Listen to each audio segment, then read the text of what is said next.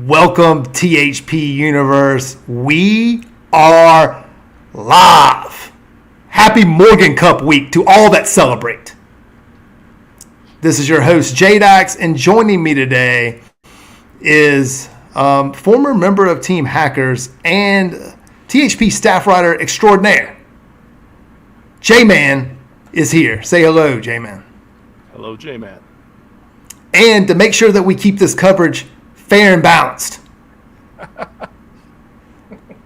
Team Paradise alumnus, Scooby 45 is also here. Say hello to the THP Universe. THP, if I do my job, I'm going to get muted 3 times tonight. Let's go. Look. I am ready. I am ready to mute you if you're going to continue to spew Paradise lies and propaganda. I'm going to be here for the people to make sure that no misinformation is given out. Before we get started, I want to make an announcement. This shirt that I am wearing, this Hackers World Order shirt, we have a very limited run. It will be on the THP store tonight around 9 o'clock. Look, there's only like 20 of these made. You need to get to the store and get this done and get it ordered. Put it in the cart. Order the shirt. You know you want to. Also, at some point during this live stream, I will be giving one of these away. Okay. Are y'all ready? Y'all ready to go for the main event?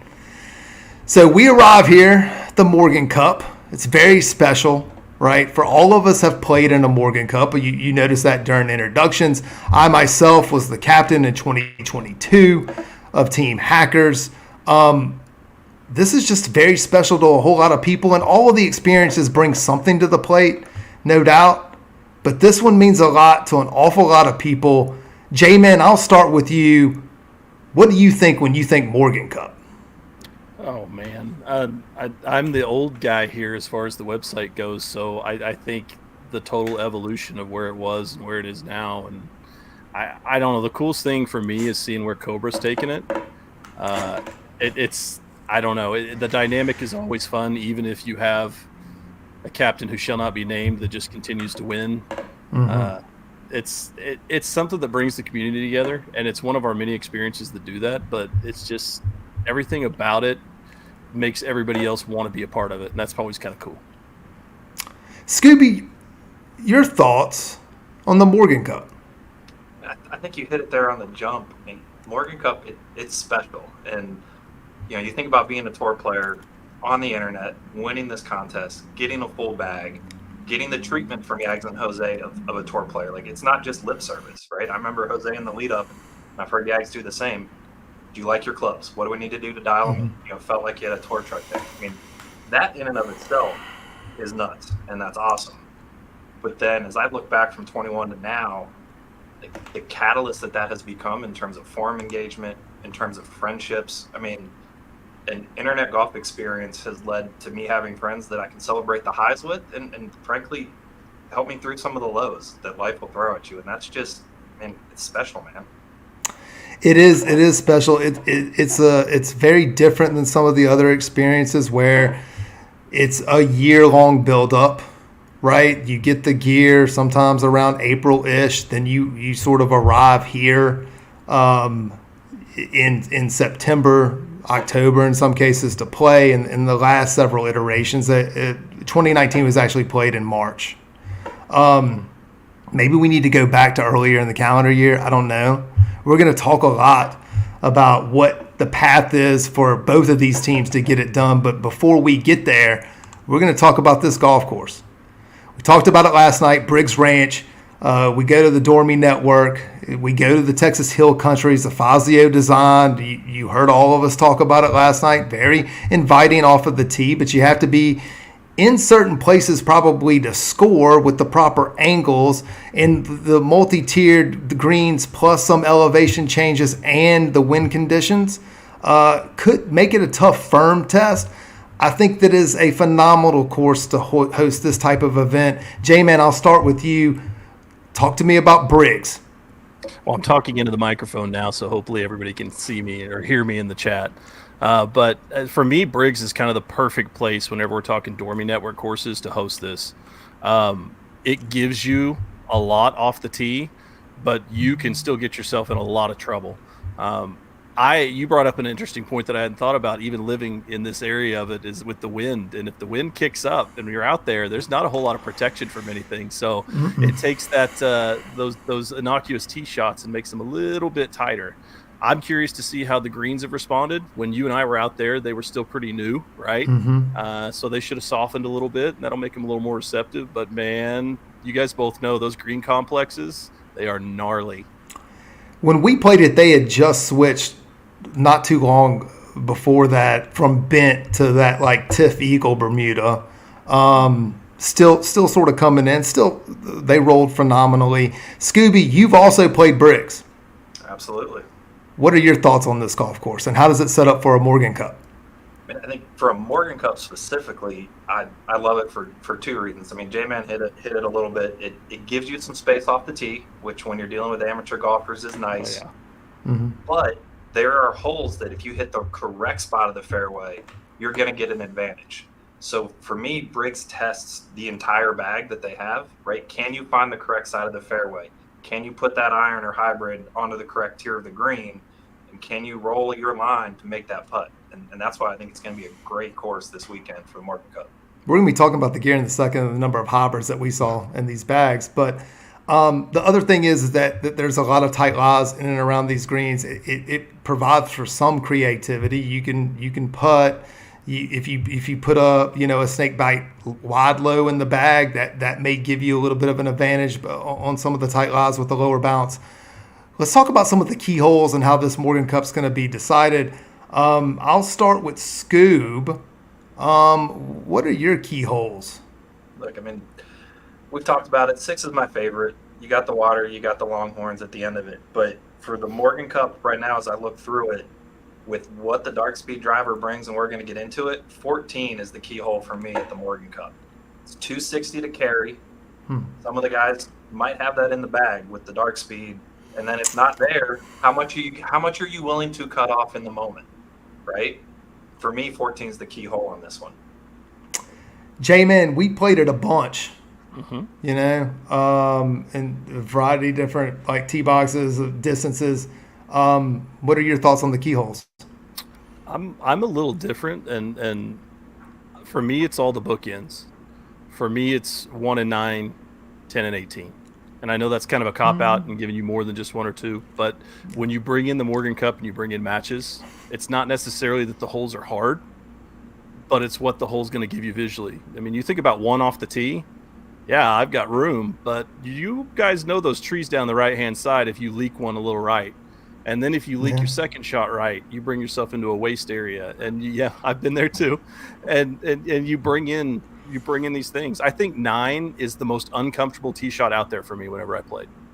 And that sounds funny. It sounds funny to people, but it is the most uncomfortable visual out there for me. And I think when you got matches on the line, and I think we're going to have some close matches that go a good distance and everything. I think those things matter. 9, all you have to do is play the 9 sort of like right down the right-hand side. That's it?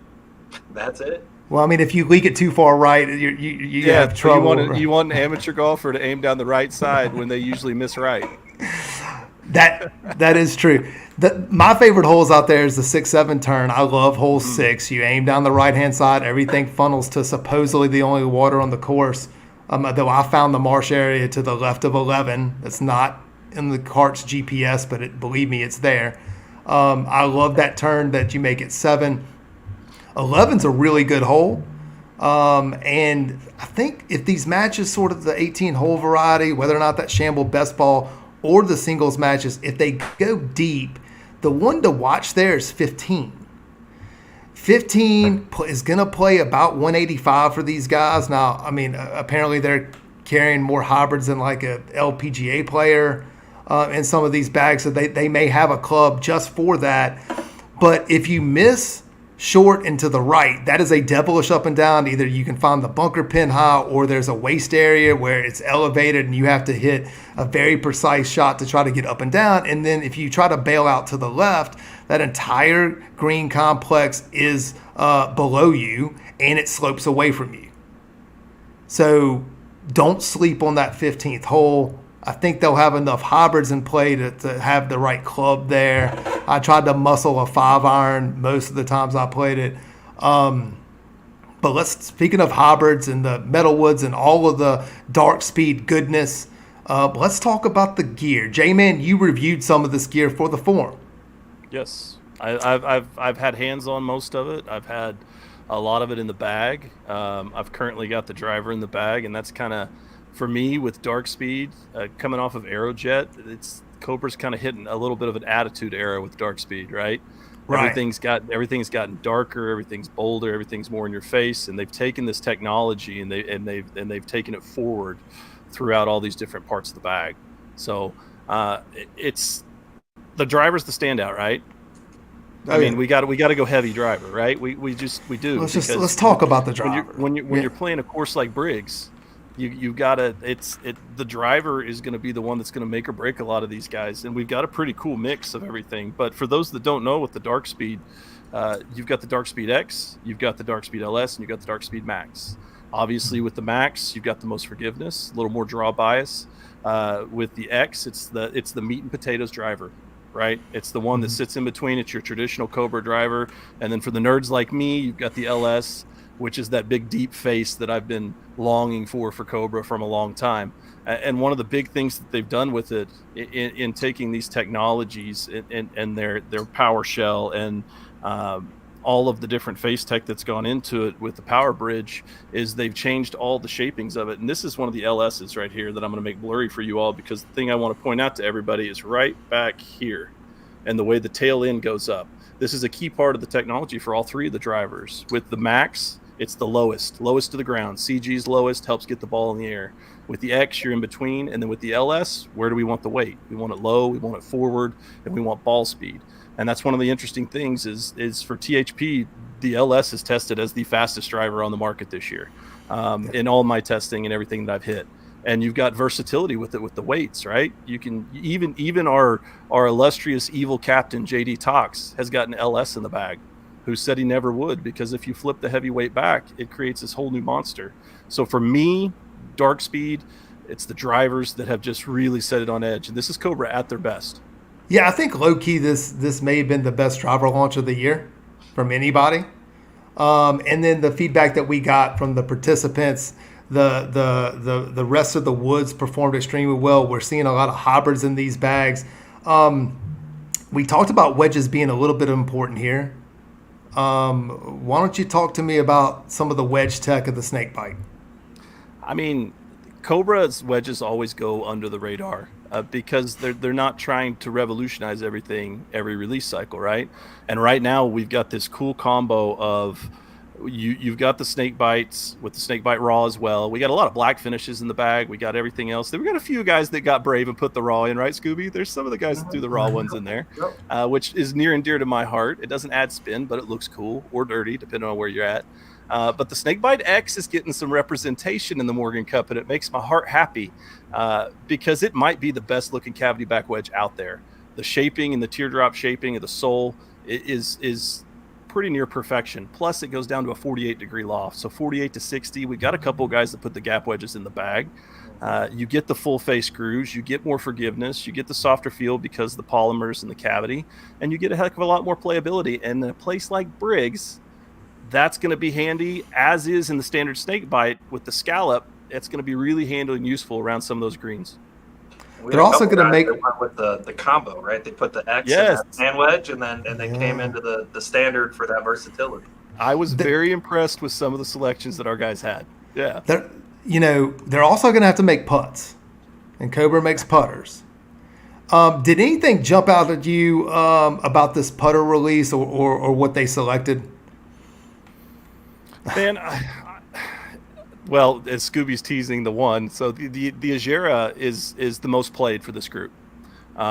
looks like a spider, right? It's that shaping of everything else, but it's got the 3D printed technology where we're specifically placing the mass in the head and maximizing the overall moment of inertia and balance to those strikes that are off center, because even on the internet we miss, right?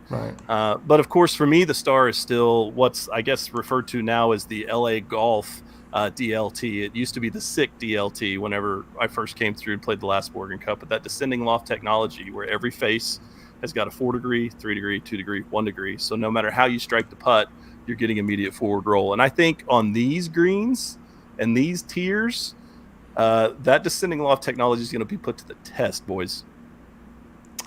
Anything else, Scooby? I'll go to you about that stood out to you about just the gear selection in general. Can I plug the putter though real quick? Because I gained 2 strokes when I put it in the bag earlier this summer. Like, J-Man's got the tech. It made me better, which is awesome. There you go. But in terms of the gear, I mean, the Agera got a lot of love on Team Hackers. We know in terms of making putts, right? If you miss it that little bit under pressure, if that putter's helping you out, a lot of 3D printers on the Hacker side there. But you've also got 2 LS drivers on that side. So, if you can't get to the green, you got to be on your game there. So you gain on the green, but you're lifting it off the tee. On the Paradise side, a little more balanced. I think probably a little more in alignment with abilities and in terms of club matches from what we've seen through the reviews this summer. There's one thing we got to talk about, though, Dax. I got to throw one more club in there and interrupt you, because it would be a disservice not to. We got to talk about the hybrid. Okay. We got to talk about the hybrid. Talk about the hybrid. Because the Dark Speed Hybrid is the sleeper club of the entire lineup to me.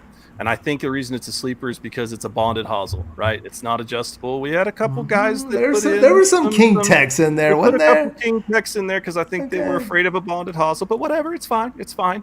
But you're going to see on a course like this with, I can't remember how many we had in play, Scooby, something like 12 or 13 of the Dark Speed Hybrids in play, which is a big number, and they're going to be handy coming into some of these greens, these complexes. They're fast, they're piercing trajectory, and they're forgiving as all get out. Plus the shape is just dead sexy. 14 in play. Ooh, 14 hybrids in play. That's awesome. Awesome. Okay, let's get to the format. This is the traditional Morgan Cup format, right? 18 holes. They're going to go out on Saturday. We're going to play 18 holes, best ball, and then we're going to have a 9-hole alternate shot sprint to the finish. This is usually where the pendulum swings on day one between one of these two teams, and then during this long run, the 4 years in a row that Paradise has been able to win, they have either led or have been tied in all of these editions, okay? And then they're going to come back, we're going to reset, they're going to go to dinner, and then we're going to do singles pairings. We're going to go 18 holes, mano the next day, and someone's going to lift the Morgan Cup. This is very traditional. This is the way it usually is. J-Man, what stands out to you about the format? Man, I think on this course, the shambles going to be more interesting than we've seen in some of the others, because you're going to have two guys that are going to both. You're going to have options. I think that's a better way to put it. Whereas if we're at some of the other Dormy properties, there may only be one ball in play, and it may not be real great. So I think off the tee here, I think that format's going to kind of lean into it. And because once we get down to it, and once we get past alt shot, you survive and you get into singles. Singles is always crazy. So to me, it's the pace setter as we come out of the gates, and what this course is going to give them and what they're going to give it back. Scoob, I mean, this is the traditional format, right? Like this is what we expect. I was actually talking to JB last night, and you may see some format changes at some of the experiences moving forward to just try to mix some things up. I hope he keeps this one the same, because I think that this is the sort of the tried and true. When you think Morgan Cup, you think this format. You have any other thoughts on it? And I think that alt shot stanza that can get late in a hurry if you're not on your game, and that just sets the tone for dinner and everything else that follows. And when you look at Briggs with some of those greens on those approaches, you got to have a shot from the fairway there. You got to put it in tight, or else you just know what you did to your partner. You don't say sorry, but deep down you know what you did. So the alt shot's going to be the one. and everybody better bring their putter to the green, because all it takes is one little misstep and that ball is going to move forever. In 2022, 3 of the 4 alt shot matches went to the 9th tee box all square, and Hackers only came out of that with 1 point. It's gonna matter. Get clocked in, and if you need to watch those matches. We're gonna talk now about Team Paradise. They go off as the favorite. I make Team Paradise combined handicap 12.5. They go off at -300. The comeback on Team Hackers is +250. And to be honest with you, -300 since we opened the sports book is the max that I can make a favorite. I made a -300. Let's talk about Team Paradise and why are they the favorite. It starts off with the captain, Lord Tox, the crusher of dreams. He has one of the most phenomenal THP experiences record of any competitor that we've ever seen in multiple experiences. His record of 20 wins, 9 losses, 1 tie. He has a 68.9 win percentage at these things. He is not to be trifled with, and the assistant captain, the Little Rat, equally as famous. 17, 8-1 Morgan Cup record, and they get some people that have some event experience to go along with them. My man Marmill was absolute nails for me at the Rivalry. I watched this guy. He was 3 down in his singles match at the Rivalry. I'm in the cart with him, 3 down with 4 to play. He won the match outright. Wonger comes back after defeating JB last year in singles as the MVP. He went 3-0. Red LLIB. He's got a winning event experience record. This may be like the 27 Yankees of Paradise teams, a murderer's row, if you will. J-Man, what did you think when you saw Team Paradise? The experience that you just mentioned is what stood out to me, because a lot of times in these you don't get a ton of cohesive experience, and I feel like Paradise has got it now. Now that's regardless of whatever Little Rat Jose says his handicap is this year. He makes it up as he goes along, so that's whatever. I mean, Jeremy's a little older this year. So we're going to see how age affects that swing and flexibility. But I mean, as a whole, it's a pretty complete team. It's about as complete as you're going to get in something like this. Yeah, the Little Rat's record, correct me, I want to get the corrected, 17, 8, and 3. He has only lost twice in singles. Scoob, when you saw Team Paradise, I mean, you were just going to run straight to the window, weren't you? I was going to try to, yeah.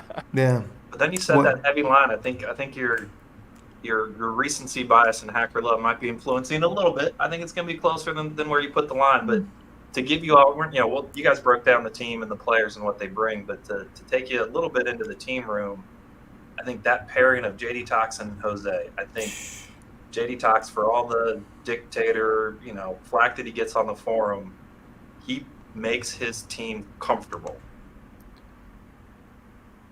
He's a bully. That's what Scooby's saying right now, is that he's a bully. Scooby, I told you that propaganda would not be tolerated on the show. Continue. But you get JD Tox getting you comfortable, and then you get Jose, who will light a fire under you to run through a wall. And that dynamism, coupled with their play, is really the secret sauce from what I'm looking at. Well, for the first time since 2018, Team Paradise arrives as the lower of the 2 combined handicap teams. So let's talk about Team Hackers, right? You get Captain T. Wright. This is one of the higher handicapped captains that we've seen at almost 21. JB at a 9. My man Yags, who is just a steady hand, is here. So you get a little bit of experience, but the rest of these guys, for the most part, are competition experienced rookies. Okay. We have international flavor with Enoch. He's there to deliver Finland's terms. Jeff G, E. Appleton, C. Baker, who has grinded and prepped extremely well. The concern here is that there's not a whole lot of, and we'll get to the strategy in a second, but he doesn't get as much experience. I just read off like Paradise's experience, and like it was only like 2 like pure rookies on that team. This one shows up with a bunch of rookies, and rookies can happen in 2 different forms. You can have rookies that go out there and go 0-3. You can have rookies show up like Buck Nasty and go 3-0. Boiler Clee once did it in a losing effort for Team Hackers, went 3-0. Several different people have shown up as a rookie and gotten 3 points at this thing, but it doesn't. That happens less than the other thing that I was talking about, where they just sort of wilt in the Morgan Cup heat. Scooby, I'll start with you this time. What did you think when you saw Team Hackers? I see opportunity, and you're throwing it down like it's a bunch of scraps over here. You got C. Baker grinding all summer. I think he's at, if not ever, his lowest handicap in the last few years with putting the Cobra clubs in his bag. You've got Eniak, complete internet golfer, taking 2 heads, 4 shafts to get dialed in for his USA trip coming across the pond. I mean, that's what is not to love about that? And I know you're talking combined handicap, and this is the first time Paradise is below Hackers, but it's only 2 strokes. It's only 2. It's going to be a dogfight. I mean, they have Yags. Yags, his record's like 11-10-1. But Yags has only lost once in singles. I just want to throw that out there. Yags normally, what I would recommend, he won his singles match last year long after that event had been decided. If Captain T. Wright is listening to me and he takes anything from tonight, Yags goes out in a meaningful match. He goes out early on Sunday. Let's talk about date. That's Sunday. We'll get to talking about that here in a little while. Look, I wish I was putting a tee in the ground with him. Okay, you're all worked up. Yeah. So let's talk about the pairing strategy for Team Paradise, and you take a look at it. Like, this is very traditional from what the Lord Tox does. Okay, like usually he'll take some of his lows, and this is his shamble strategy. He has pillar persons, and then he pairs a higher handicap with them, and oftentimes he'll end up going out with the highest one. And I have studied all of his pairing configurations. You never know. Look, Jeremy, you never know when I could get a rematch. Like I have a notebook on you. Very, very chalky from him.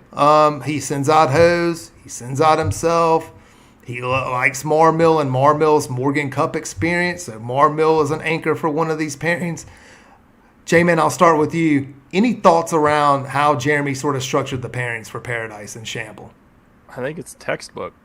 And I think what's lost in a lot of it is that's part of why he's been so stinking successful as we go through all these things. Is it's very, you don't need to come out and try to throw haymakers to start everything. Mm-hmm. And sometimes by just being chalk, you give your guys a little bit of a groove to fall into. I mean, the last year I played, that's exactly what happened on the other side and watching stuff. It was just pairings that people were comfortable and it was expected, but you just throw it out there and see what happens, because I think it's just strategically sound. And as fun as it is to go wild, and I'm one of those people, there's obviously something to it. He's been highly successful. Scoob, this is very chalky from him, very traditional from him. Any thoughts with the way they laid out Shamble?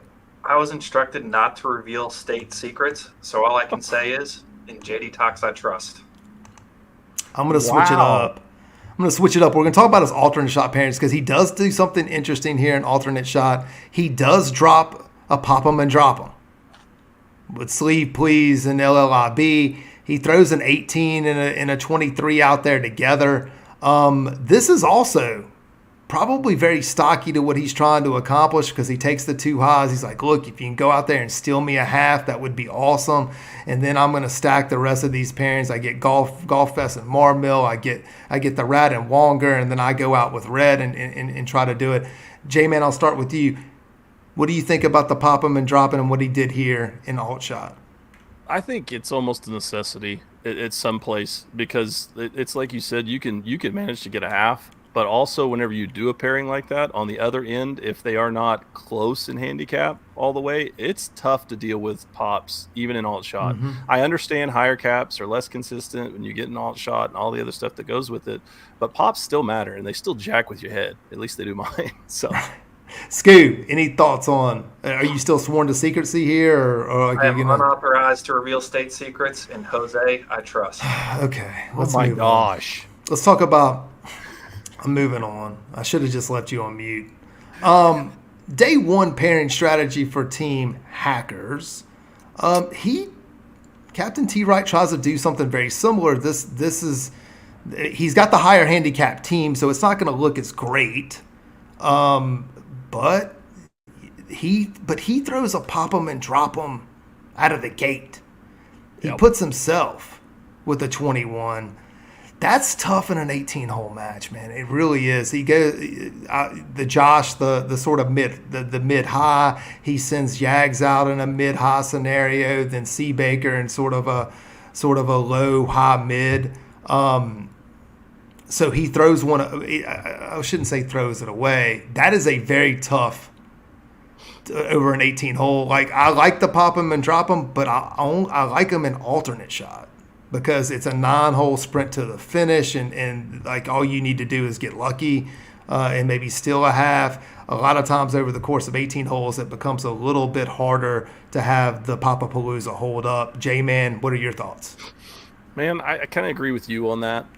Out of the gates and the initial match is kind of an interesting move for it. But at the same time, whenever I look downrange at the pairings that he did, especially those last two pairings that go off in that, I think you see the play, right? You're trying to squeak a half. You're trying to get it here and there, knowing that your last couple are going to be pretty tough. The last group could be a lot of fun to watch. Yeah, I'm just saying. I love what T. Wright did here. Honestly, I mean, leading by example, taking it right out of the gate, and he's played with the Appleton. You know, they've linked up and they've played a little bit in the lead up, and I like that. Right? There's going to be a level of comfort on that first tee, and we've all been there. There's going to be nerves, and so when you get that comfort to set the tone for your team, and then you look how they lay out, I like what he did here for the Shamble. I think that's a great point. He doesn't switch he just switches the order. He keeps them together. Mm-hmm. He keeps them together. I tried that. Parrot tried that. I'm sitting here. I'm not at Briggs, so obviously it didn't work out well for me. Parrot's not at Briggs either. Any thoughts on, like, he switches the order up, but he keeps the pairings the same? J-Man, any thoughts on that? It's a comfort thing. And I mean, I tried it in a different event when I was captaining too, and it didn't work out real great either, but I still understand the reasoning to it. I think if you get a couple guys together that are very, very comfortable and keep each other at ease, it kind of makes sense. I don't know, though, man. But the flip side of that equation is true, right? Yeah. You go out there, something bad happens, oil starts leaking, and then, like, it's not even like, and no, there isn't like apologizing in the card or anything like that. What I'm saying is, like, karma goes both ways. Like, either vibes could get it goes bad. Yeah. Right. If it starts going south, well, then that's just like, now maybe you've put 2 points at risk instead of one. Scooby, any thoughts on him keeping them together? As much as I loved seeing the Shamble and how it laid out, seeing it run back for alt shot, to me it's a risky move, and it really hasn't been proven to be the right move, at least on THP experiences past. So I'm concerned come alt shot. I know that he had his reasons. I'm not going to belabor the point. However, God, it's a risk, right? There's a risk reward, right? Yeah. I think he's playing potentially to try to attempt to catch heat, right? Let me get a couple hot hands going, and then before you know it, like, I find myself like with a couple guys that start really vibing, and we get this together, and all of a sudden they win 2 points for me. That's what I think he's thinking. You got to take a risk somewhere. So if that's the risk, that's one of the more tame ones to take, I guess. Yeah. We're going to get into the match odds. Before we get here, I did make Team Paradise is going to be the favorite in 5 of these 8 matches. Okay, so just preparing you. Match 1, best ball. The before mentioned Hackers version of Pop 'em and Drop 'em or Hawk Papapalooza. Papapalooza. T. Wright and E. Appleton 1. They go 220s go out together. They catch Marmill, who's tough as nails, and last year's MVP Wonger, and sort of this mid high against a high. I made Marmill and Wonger minus 200. The comeback on the Pop 'em and Drop 'em is plus 160. Scoop, this time I'll start with you. Thoughts on match 1? I think this is going to be a good one. I think it's going to come down a little bit to the vibes on Hackers, right? Are they going to get off to that fast start? I like Shamble. We've seen T. Wright on his journey. He's got that max dialed in, it sounds like, when you're up on the boards. But the flip side, you got to like the pairing that Paradise threw here.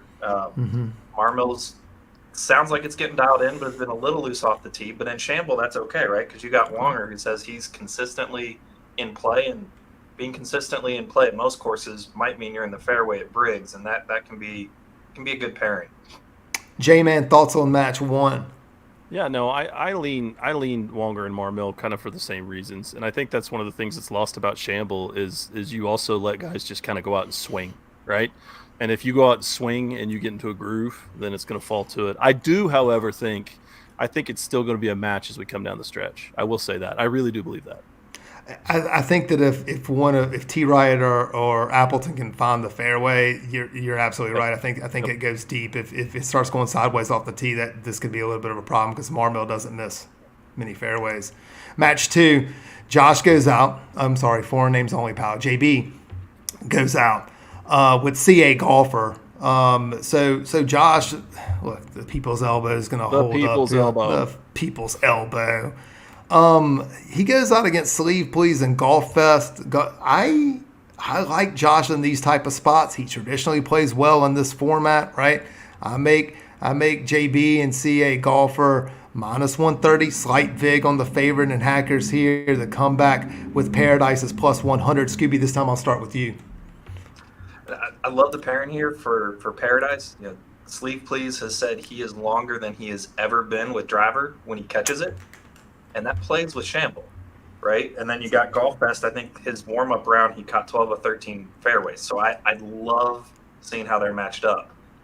However, JB is a freaking fairway-finding, Shamble-playing machine. And then you let CA Golfer there kind of ride in that, partner with him. Hit that low-speed, fastest ball speed driver we've seen this year and, just swing away. And I think this one's going to be close. I like your line here. All I'll say is that I think that Hackers absolutely has to have this match. Absolutely. I'll go to match 3. My man, Yags. Need to do this one for Yags, man. Come on. Yags is as steady as they come. What is it, 7.9? He goes out with Jeff G, 18.3, so you get this little mid-high. Paradise counters with the greatest competitor that has ever walked the face of THP in JD Tox. And then he gets LLIV in potentially this like sort of low-high pairing. I can't discount. Jeremy normally plays great in this spot. I made them a slight. You're going to pay a slight vig to take Paradise here, minus 150. The comeback on Yags and Jeff, plus 120. J-Man, I'll start with you this time. Thoughts on this match? Well, I can hear JD Tox's head growing from here with all that friggin' love you just gave him right there. No, give me Yags. Give me Yags and Jeff G. I really do, because I think this is one coming out of the gates. Yags has a way of making people feel extremely comfortable. Calm. And whenever you're coming into a Shamble and he's going to keep you in play, it frees up Jeff. And I think that there's going to be a lot of benefit to that. Yes, Jeremy's been here, done that, everything else that goes with it. But give me Yags. Scoop?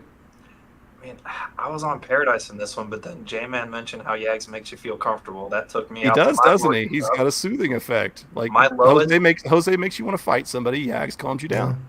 My lowest differential ever was with Yags in my group in my Morgan Cup warm-up round. So, if he's got that magical effect on Jeff, this one could go Hacker's way. In singles, I rode with Yags, caught the shanks, and didn't even throw a club. if that tells you anything. That's calm, right? baby. That's pretty calm, right? Very calm. There's something to be said for that. Match 4, C. Baker. This sort of like connection. I think that they could be vibing here. Enoch, you get sort of the low, high, mid. They go out against the Rat. By the way, C. Baker catches the Rat in both configurations. Worth noting, Red and the Rat go out. Look, I make Hose slight favorite here, minus 175. Come back on Hackers, plus 150. Scooby, talk to me. It's a tough draw for C. Baker and Eniok. Props to C. Baker for the improvement this year, the grind. But in a shamble match, you come up against Red, who I think, let me get this quote right, first time in a long time, I'm in a great place with launch and spin on my driver. And you put that comment with Jose in a shamble match, and it makes me nervous here for Team Hackers. I'm always nervous for Team Hackers. J-Man, talk to me. Man, the thing about this one for me is I freaking love the Eniok C. Baker pairing. Like, I absolutely love that pairing so much. I got this funny feeling, we've seen guys that have improved drastically and come into these and it doesn't quite travel. I get the feeling that with C. Baker it's going to travel, and especially at a course like Briggs. And that's why I think I've changed my own mind and I'm kind of leaning that way. But Jose's Jose, and Jose will light a fire. And the 10 and the 6.9, which should probably be like a 2 instead of a 6.9, I think that's just a lot to overcome. So I'm leaning Jose. Yags is here. Hey, Yags. Master Yagley. I do like this pairing. I do like the C. Baker and Knock pairing. Be a great match, right? You know what? I would have preferred them not. I would prefer them not to draw the Rat twice, which is what happened. We'll go to match 5. Alt shot again. Keep them together. CA Golfer goes out with JB.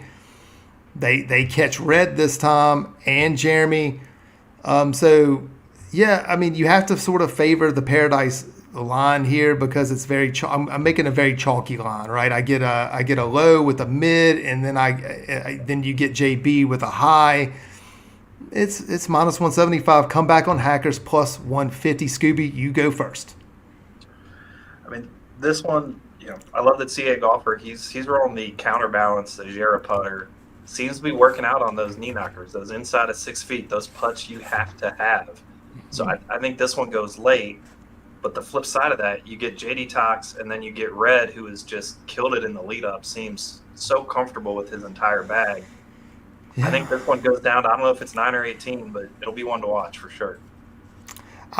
J-Man, what do you think? Like, I've been quite surprised by, like, the Team Hackers and some of these guys have shown.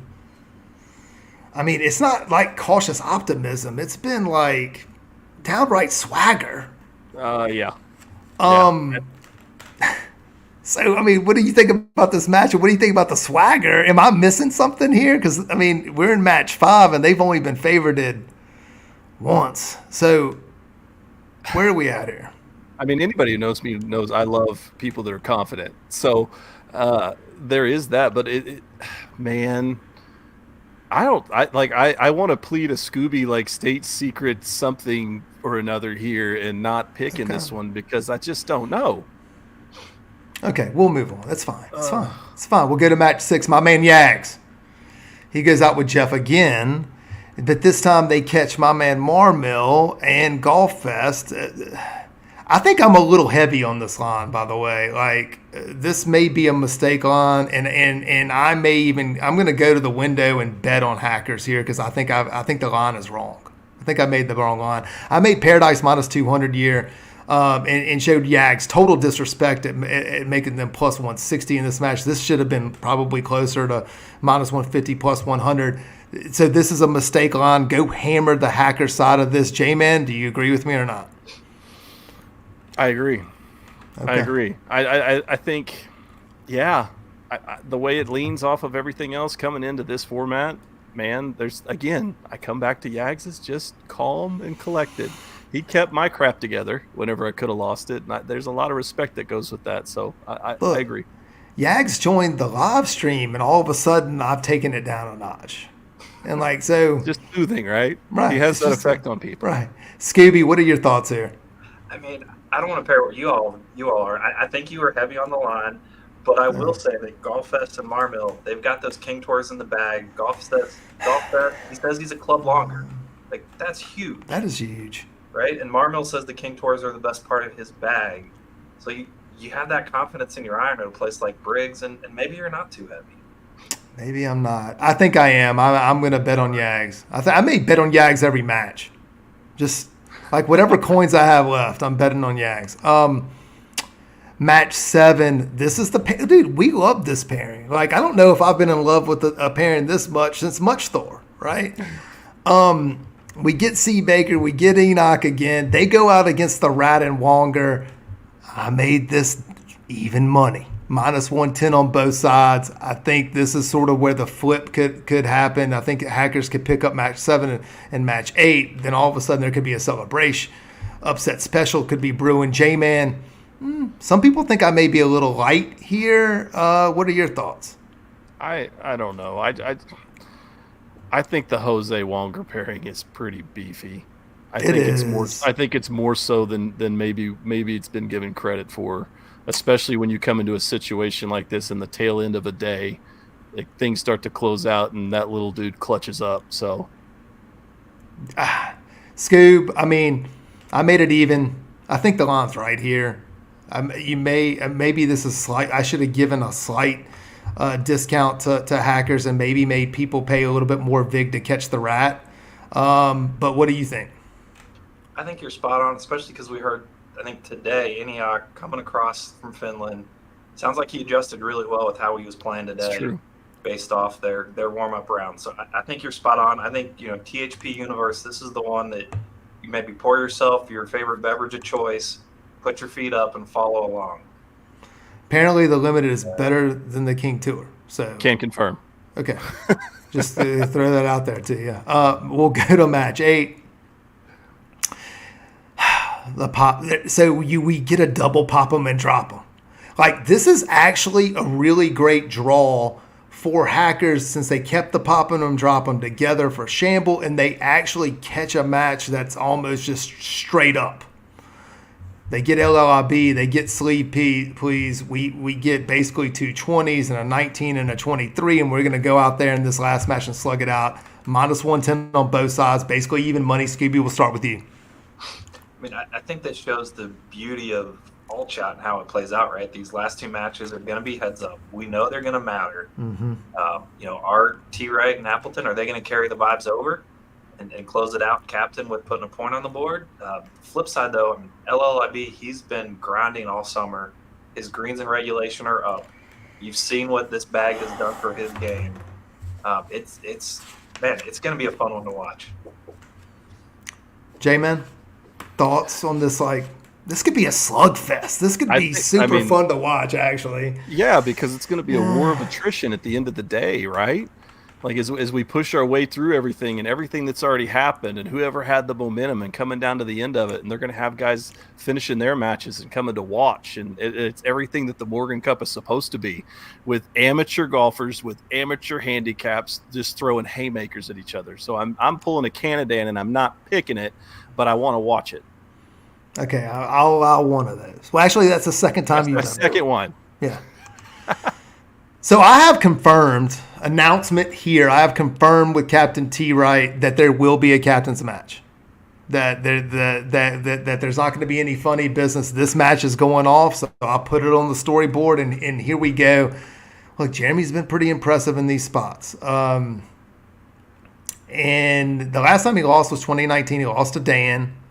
He lost in 2020 to the Hackers captain there.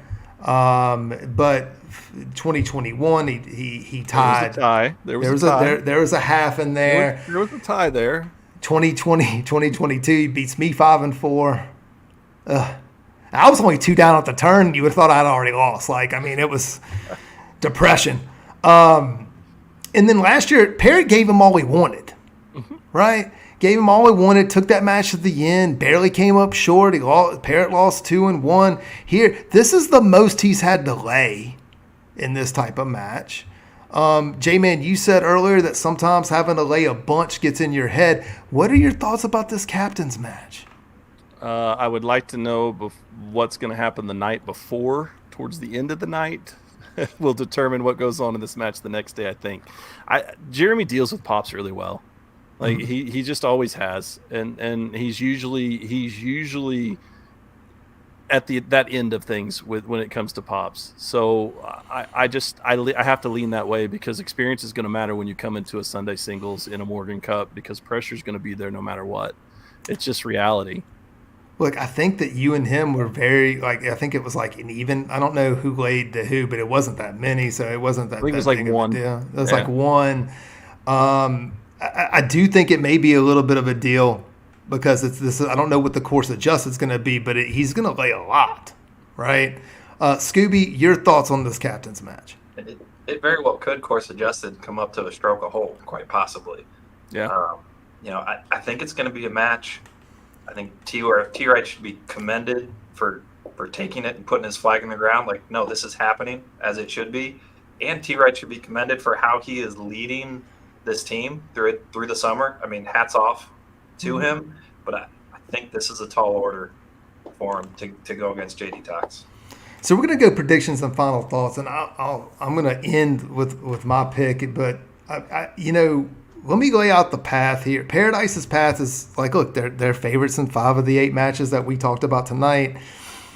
If chalk holds up, then Jeremy really likes himself in his own match, right? You have to like the Rat in his match. Okay, that's 6, that's 7. They only need 8 to retain, and I'm telling you, he's not here, but he absolutely loves a bulldog like Marmill in any match that he gets him in. That's 8, and that becomes enough. And over the last just 2012 days of this reign of tyranny, day 1 has never gone well for us, right? 5.5 to 2.5, 5 to 3, 5 to 3. Last year we had our best chance at 4 to 4 and got run on singles day. That's the path for them. Have chalk hold up. He likes themselves in the 3 singles matches, and he gets to 8, and like we're quickly talking about all-stars. The Hackers path is a little bit different. J-Man, what do you think about what do we picked against Team Hackers a lot? What do you think that they have to do here? You got to get hot early, and I mean you got to pull halves. And I think that's the biggest thing is not necessarily just trying to throw haymakers and pull full points, but if you get a few of those matches that sneak a half here and there, things get a little tighter than what you expect, and then you move into Sunday, and now you have Paradise having to think about the scoreboard more. Not just we need to go get 1 or 2, but like every match is going to have a little bit of pressure on it because that's all you need. You just need pressure. Apply pressure. Find the way to apply the pressure, and then let it fall the way it's going to. Scooby, I was going to make you lay out the Hackers path, but that's okay. I'm not going to make you do it. Do you have any thoughts before we get to the picks? I'm not authorized to give up state secrets. Oh, okay. J-Man, I will start with you. Who's your pick and why? You know what I'm going to do to you, right? You going to pick a draw? No, I'm not going to pick a draw. You can't pick a draw. I'm not going to. Are you going to change what I've already put the banner on? I mean, probably. Because this is what I was given in the green room. This is what I was given in the green room. On my wall, in my decorations in my room right now, is Team Hackers stuff. And so I'm going to go with Team Hackers because I'm choosing to believe. I've convinced myself in it that it's going to be a dogfight and it's going to be ugly. And it's going to come down to attrition. And it's time for Jeremy and Jose to lose. Team Hackers. Scoob? Okay. I see where you're at, J-Man. With a little bit of a twist. Look, I mean, we know where the pick was going to go. You give me JD Tox and you give me Jose. You give me Wonger. You give me Marmill. You give me Red. Sleeve Please. Golf Bets. LLIB. I mean, if you've been following them through the summer, they are prepared. They are calm. They are ready. And that's why you're going to give me Paradise. And to the Paradise backers out here, we're about to hear about the Hacker Nation, and we're going to get the final pitch, and we're going to get Hackers World Order. Go get the shirt, put on your red, put on your belt. But for those of you that don't like to see red, when you go to that store, you're going to find some love for Team Paradise. Let's go. I promised I was going to keep this one under an hour, and I'm going to. But the stick man, unfortunately for me, I am the stick man, and he's going to have to give me a second before I give my pick. Yeah, it's been, I mentioned it before, it's been 2012 days and counting since Team Hackers has held the Morgan Cup. And this has been quite impressive from Team Paradise. And they have found multiple ways to do it. As the higher handicap team, this is basically a dynasty at this point, or maybe an evil empire, if you will. But the thing that history teaches is that empires are meant to fall. Okay, and they start collapsing under the own weight of keeping the empire in order. So if you're looking at it from the Hackers, yes, I did make you an underdog in most of the matches that we talked about tonight. And yes, it's going to be a tall order, potentially. But think about it like this, guys. Like, you've already finished most of the mission. You've reviewed the gear. You've brought the form along with you on this journey. And the only thing that you have left to do is win this thing. It's the only thing you have to do. And what happens if you don't? Well, no one's expecting you to win. What is the downside of that? You join the other 4 teams that came before you on the scrap heap of Morgan Cup history that showed up to the Morgan Cup with a fresh set of clubs and a dream? Look, that boat is full, but there would be room on that boat for you if this doesn't happen. But think about if you do pull this off. No one will ever forget it. The path here is very simple. Stay in it. Make sure that this is not a coronation for them. You make sure this is a fist fight. And the longer that this goes, the pressure starts to mount because the guys that are wearing blue don't want to be the team that couldn't extend the streak. They don't want to be that team. Look, there's only 2 people. We talked about all of the rookies on Team Hackers, and there's only 2 people that have played in a Morgan Cup on that side. That's Yags and JB. Both of them have phenomenal records, by the way. And yes, you're on a team that has lost 4 in a row. However, none of y'all put a T in the ground. Most of y'all didn't dress out. Y'all didn't lose. Your story hasn't been written yet. It's just starting to unfold. And if you can do the right things, believe in each other and believe in yourselves, you have more than a puncher's chance here. Over the course of my life and my sporting life, there's things that have happened that I remember exactly where I was, right? Cal Ripken breaks 21-31. I remembered exactly where I was. The Saints won a Super Bowl. I remembered exactly where I was. In 2019, LSU waltzes into Tuscaloosa, almost hangs 50 on the Crimson Tide, and ends a 9-loss losing streak to them. I remember exactly where I was. And on Sunday, y'all are going to give me a reason to remember exactly where I was. I'm going to be in a live thread, sweating the rail, and I'm going to watch y'all pull off the miracle. My pick. Was there ever a doubt who I was going to pick? Team Hackers finds a way. We get out of, we win match 7. We steal match 8. We go into day 2 with the lead, and we get just enough to win 8.5 to 7.5, and the Team Hackers gets it done. Now, for J-Man, for Scoob, this has been J-Dax. Thanks for joining, everyone, and we are out.